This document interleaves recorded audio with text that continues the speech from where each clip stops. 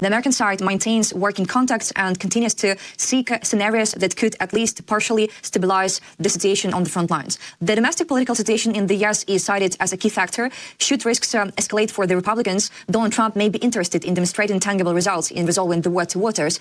If Donald Trump faces high electoral risks for the Republican Party, how far might his administration go to pressure Kiev into a settlement just to show voters a quick victory? How do you think? Well, I must say that since we've heard from President Zelensky at Face the Nation, CBS's program Face the Nation, that Steve Witkoff and Jared Kushner might be coming to Ukraine in 2 weeks' time, since that moment, there was quite an activity on the American social networks, first of all on X, with the following message. Thank God the representatives of Donald Trump are now coming back to their original promises of stopping the war in 24 hours. But we understand in 24 hours, those 24 hours are far gone. But the reaction that someone is coming from Washington, not to Moscow, but to Kiev, is very positive. And the American administration cannot ignore it.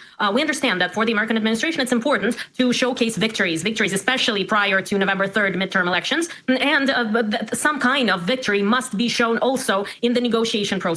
From President Trump's standpoint, and everything he does probably tells us that he does not really believe that it's possible to make a deal, that he does not really think that they can reach at least a ceasefire agreement with Putin. So this is why President Trump at first tried not to talk about it a lot, tried to just not dismiss negotiations, just say, oh yes, something is happening somewhere, something, they are talking. Who is talking? What are they discussing? What is going on with the negotiation? He was trying to be vague as possible. But we are seeing the reaction of the American people. We are seeing that the American people want to see action from the White House, want to see action on that front line, on the diplomatic front line. The Americans are not happy with the way President Trump is treating Putin and the way President Trump is treating Zelensky. They think that President Trump is too well-wishing to Putin and too harsh on Zelensky. And of course, we understand we are all over the world. We are seeing exactly that. So I suppose that for the American administration, for the current administration right now, it's a political issue. It's a domestic political issue to send someone to negotiate, to actually try to do something.